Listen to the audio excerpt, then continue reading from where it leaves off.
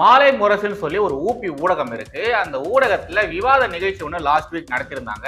அதுல தீகாவை சேர்ந்த புலுகினி மதிவதினி அக்கா பார்ட்டிசிபேட் பண்ணியிருந்தாங்க. ஏகப்பட்ட ஏடாகூடமான கருத்துக்கள்லாம் சொல்லியிருந்தாங்க. அப்போ அங்க இருந்த திரு அர்ஜுன் சம்பத் அவர்கள் அவருடைய எதிர்ப்பை காட்டியிருந்தாரு. உடனே இங்க இருக்கக்கூடிய இந்த தீகா காரங்க, திராவிட சித்தாந்தவாதிகள் இவங்க எல்லாருமே பயங்கரமா பொங்கிட்டாங்க. ஏதோ புலுகினி மதிவதினி அக்கா யோகியவான் மாதிரியோ, அவங்க பேசக்கூடிய விஷயங்கள் எல்லாமே உண்மைன்ற மாதிரியும் முரட்டத்தனமான முட்டுக்களை கொடுத்திருந்தாங்க. இந்த புலுகினி மதிவதினி அக்கா பேசினதே அயோக்கியத்தனமான கருத்து. அதனாலதான் அர்ஜுன் சம்பத் அவர்கள் அவருடைய எதிர்ப்பை அப்படி காட்டிருந்தாரு. ஆனா அதுக்கே இங்க இருக்கக்கூடியவர்கள் பயங்கரமா பொங்கிட்டாங்க. வெறும் எதிர்ப்பு காட்டினதுக்கே அப்படி பொங்குறாங்க. இதுல பெரியாரிய மார்க்சிஸ்டிய அம்பேத்கரிய மாணவியான நம்முடைய சுந்தரவல்லி அம்மையார் அவர்கள் பேசின பேச்சுலாம் இருக்குது.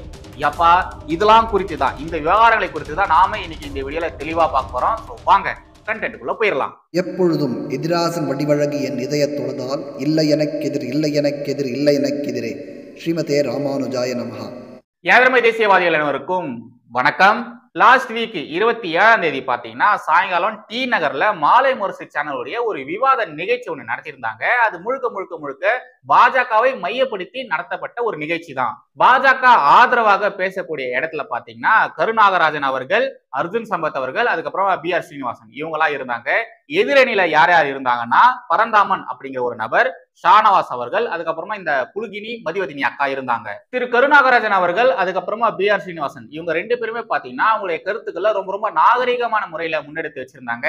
எதிர்த்தரப்பு இருக்கக்கூடியவர்கள் என்னதான் ஏடாகூடமா பேசியிருந்தாலும் அவங்க பெருசா எதுவுமே தலைக்கு எடுத்துக்காம அவங்க என்ன பாயிண்ட்ஸை பேச வந்தாங்களோ அதை அழகா ரொம்ப டீசென்டா பேசிட்டு போயிட்டாங்க. பட் நம்மளுடைய அர்ஜுன் சம்பத் இருக்காரு இல்லையா, அவரு நம்மள மாதிரி அவர் பாத்தீங்கன்னா யாருக்கு எப்படி பதிலடி தரணுமோ அப்படிதான் அவர் பதிலடி தருவாரு.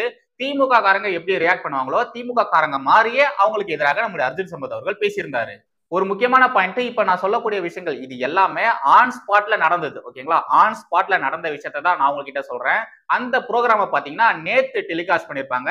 பட் அது ஷூட்லாம் எடுத்தாங்க பாருங்க. அப்போ அந்த ஷூட்டிங் ஸ்பாட்ல என்னென்ன நடந்ததோ அதை தான் நான் உங்களுக்கு இப்போ எடுத்து சொல்ல போறேன்.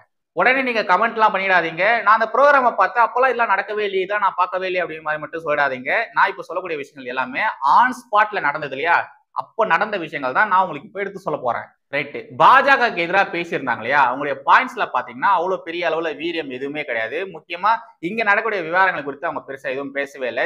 திரு ஷானவாஸ் இருக்காரு பாருங்க, அவரு திமுக கூட்டணியில இருக்கிறதுனாலேயே பெரிய அளவுல பெருசா ஒரு பாயிண்ட்ஸ்கள் முன்னெடுத்து வைக்க முடியல. காமராஜர் அவர்கள் செய்த சாதனைகளை மறைக்கதான் ஒரு முயற்சி பண்ணியிருந்தாரு. இதே மாதிரி ஷானவாஸ் அவர்கள் பண்ண விஷயத்துக்கு திரு கருநாகராஜன் இருக்கார் இல்லையா, பாஜகவை சேர்ந்தவர், அவர் பாத்தீங்கன்னா தரமான பதிலடிகளை ஆன் ஸ்பாட்லயே கொடுத்திருந்தாரு. அதே மாதிரி தீகாவை சேர்ந்த புலுகினி மதிவதினி அக்கா இருக்காங்க இல்லையா, அவங்க பேசின கருத்துக்கள் எல்லாமே விஷமத்தனமான கருத்துக்கள். அவங்க எல்லாத்தையுமே மறைமுகமாக ஒரு சில சமூகத்தை மட்டும் சாடுற மாதிரி இட்டு கட்டின பொய்களை மட்டும்தான் பேசிட்டு இருந்தாங்க. இது மாதிரி புலுகினி அக்கா புலுகின எல்லா விஷயத்தையுமே பாயிண்ட் பை பாயிண்டா நம்முடைய பி.ஆர். ஸ்ரீனிவாசன் இருக்கார் இல்லையா, அவரு தோல் உரிச்சு தொங்க விட்டு காட்டியிருந்தாரு. அது எல்லாத்தையுமே ஆன் ஸ்பாட்ல பார்க்கும்போது அவ்வளவு சந்தோஷமா இருந்தது. ஏன்னா அப்பப்பவே நம்முடைய பி.ஆர். ஸ்ரீனிவாசன் அவர்கள் நீங்க இதெல்லாம் சொல்றீங்க, பட் அதுதான் அப்படி கிடையாது, அவங்க அது மாதிரிலாம் பண்ணல அப்படிங்கிறத அப்பவே பொட்டு பொழந்திருந்தாரு. இது மாதிரி வெறும் பொய்ய மட்டுமே பேசிட்டு இருந்த நம்முடைய மதிவதினி அக்கா, புலுகினி மதிவதினி அக்கா பாத்தீங்கன்னா ஒரு எல்லை மீறினதுக்கு அப்புறமா பாப்பான் அப்படின்ற மாதிரி அவங்க இந்த தீகா காரங்க, திராவிட சித்தாந்தவாதிகள் எப்பவுமே பேசுவாங்க இல்லையா, அத மாதிரி டோன்ல பேச ஆரம்பிச்சாங்க. அதுக்கு அப்புறமா தான் நம்முடைய அர்ஜுன் சம்பத் அவர்கள் எழுந்து அவருடைய எதிர்ப்பை காட்ட ஆரம்பிச்சாரு.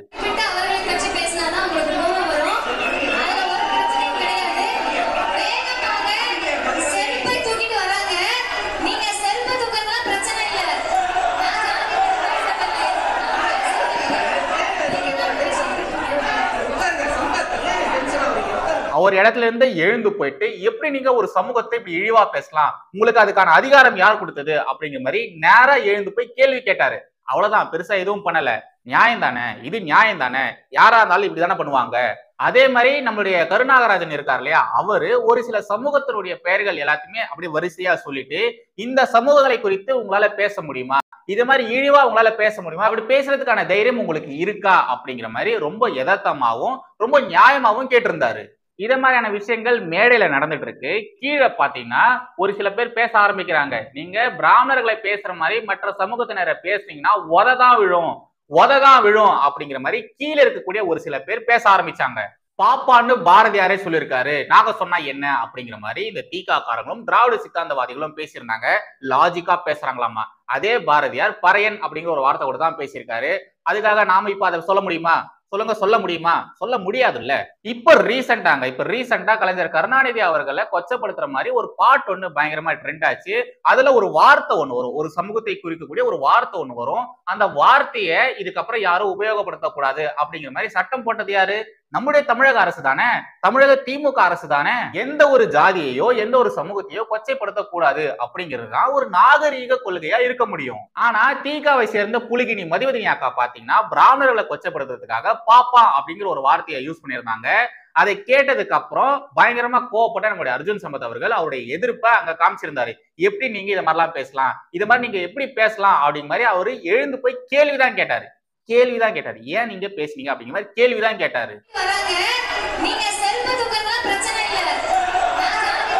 அது மாதிரி அவர் எழுந்து போய் கேள்வி கேட்டார் பாருங்க. அந்த நேரத்துல அந்த இடமே பாத்தீங்கன்னா அவ்வளவு பரபரப்பாயிடுச்சு. எல்லாருமே எழுந்துக்க ஆரம்பிச்சிட்டாங்க, எல்லாருமே பேச ஆரம்பிச்சிட்டாங்க, கத்த ஆரம்பிச்சிட்டாங்க. அந்த நிகழ்ச்சியை ஆன் ஸ்பாட்ல பாக்குறதுக்கு நிறைய பேர் வந்திருந்தாங்க. அப்போ அந்த நிகழ்ச்சியில இருந்த ஒரு பிராமணர் பாத்தீங்கன்னா, நான் பிராமணன் தான், எப்படி நீங்க இத மாதிரி எங்களுடைய சமூகத்தை கொச்சப்படுத்தி பேசலாம் அப்படிங்கிற மாதிரி அவர் பாத்தீங்கன்னா எழுந்து கேள்வி கேட்க ஆரம்பிச்சாரு. அவரை மாதிரி நிறைய பேர் கேள்வி கேட்க ஆரம்பிச்சாங்க.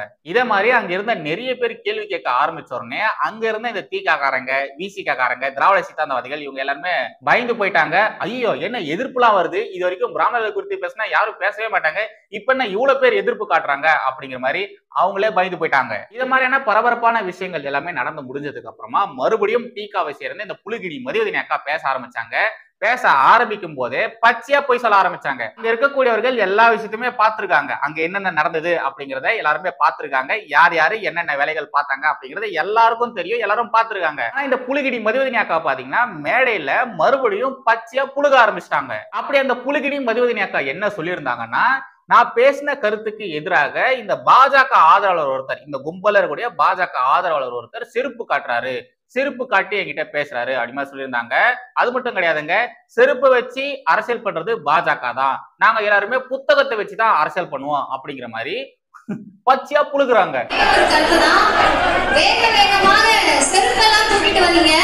செருப்பை வைத்து அரசியல் செய்வது பிஜேபி, புத்தகத்தை வைத்து அரசியல் செய்வது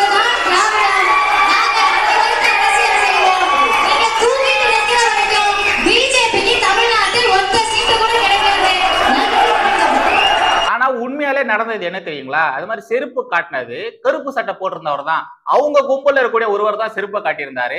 ஆனா இந்த அக்கா ரொம்ப அழகா அவர் பாஜக காரருங்க, அவர் பாஜக ஆதரவாளருங்க அப்படிங்கிற மாதிரி பிளேட்டை மாத்திட்டாங்க. இந்த புலிகினி மதிவதனி அக்கா பேசி முடிச்சுட்டு அவங்க சீட்ல போய் உட்கார்ந்ததுக்கு அப்புறமா நெக்ஸ்ட் நம்முடைய BR ஸ்ரீனிவாசன் அவர் வந்திருந்தாரு. அவர் வந்த உடனே என்ன நடந்தது அப்படிங்கிறத போட்டு உடைச்சிருந்தாரு. ஏங்க, செருப்பு காட்டி இது மாதிரிலாம் பேசினது உங்க ஆளுங்க தான், தீகாக்காரர் தான், அவரு கருப்பு சட்டக்காரர் தான், அவரு என்னையும் அர்ஜுன் சம்பத் அவர்களையும் தான் செருப்பு காட்டி பேசினாரு, உங்களை ஒண்ணும் கிடையாது, அவர் உங்க கும்பல் தான் அப்படிங்கிற மாதிரி திரு BR ஸ்ரீனிவாசன் அவர்கள் அப்பவே அந்த மேடையிலே பேசியிருந்தாரு.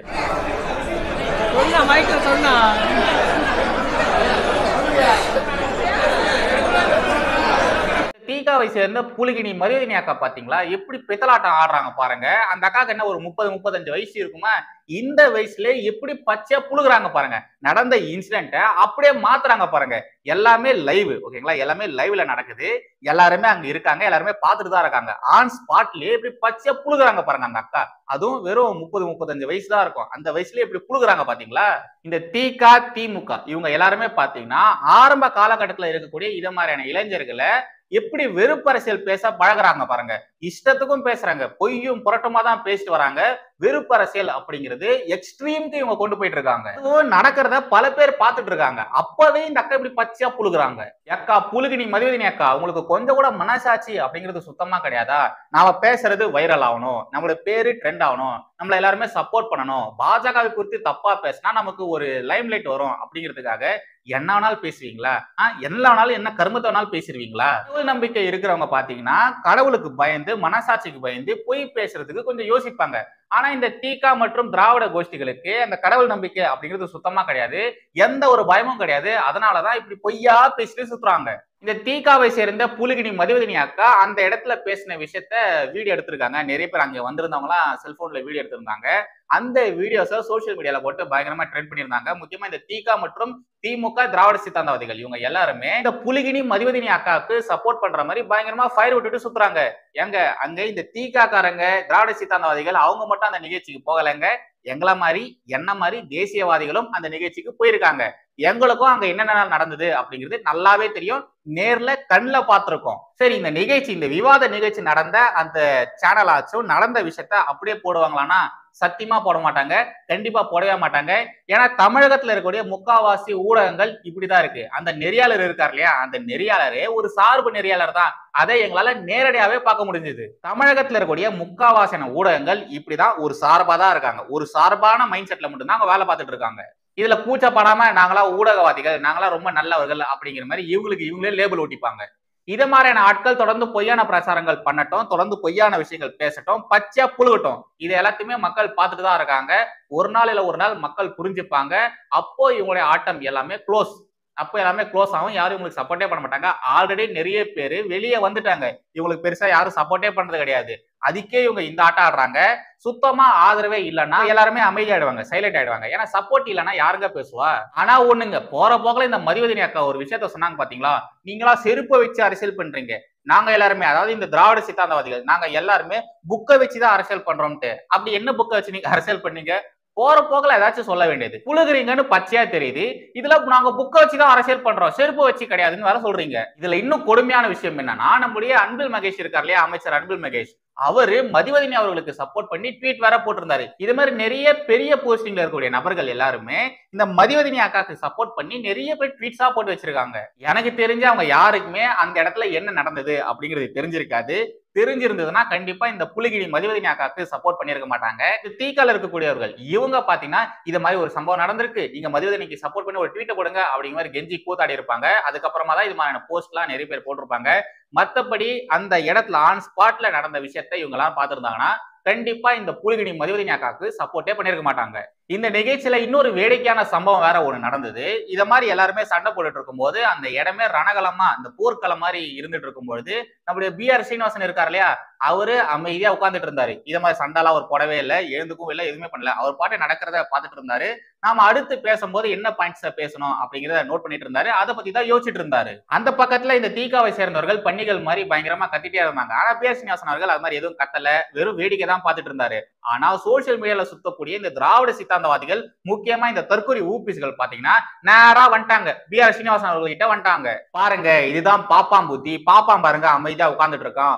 உங்களை, அதாவது அர்ஜுன் சம்பத் அவர்களை மென்ஷன் பண்ணிட்டு இத மாதிரி அர்ஜுன் சம்பத் அவர்களை ஏத்தி விட்டு அங்க போய் சண்டை போட வச்சுட்டு பாப்பாம் பாருங்க வேடிக்கை பார்த்துட்டு இருக்கான், இதுதான் பாப்பாம் புத்தி அப்படிங்கிற மாதிரி இந்த ஊப்பிகள், தற்கொலை ஊப்பிகள் கத்திட்டு இருக்கானுங்க.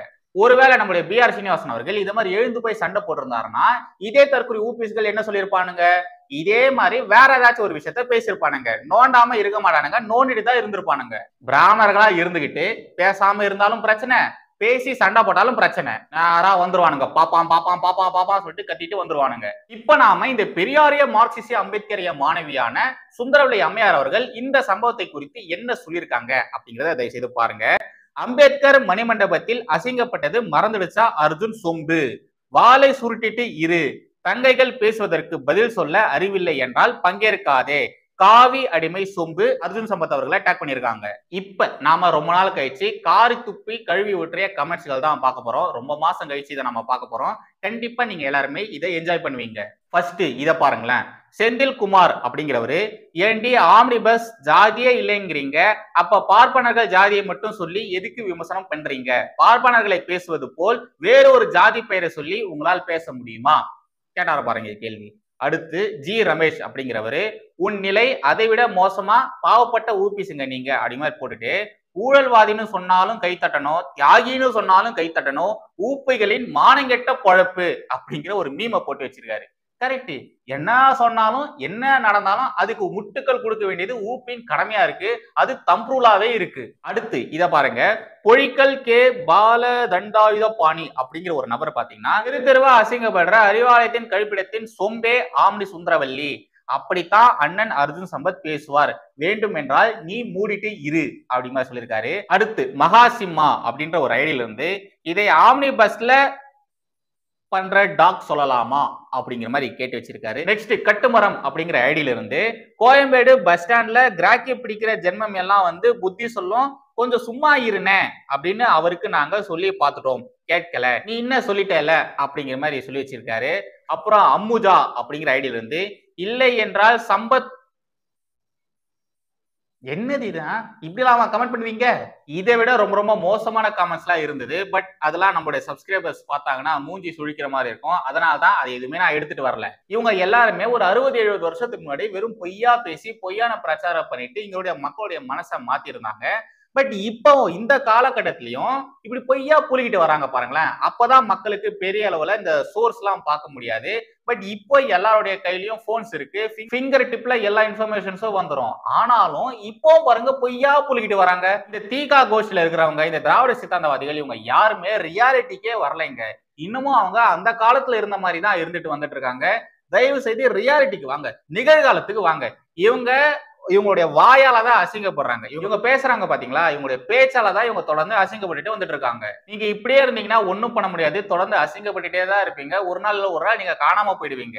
உங்களை யாரும் மதிக்கவே மாட்டாங்க, உங்களை எல்லாருமே மறந்துடுவாங்க.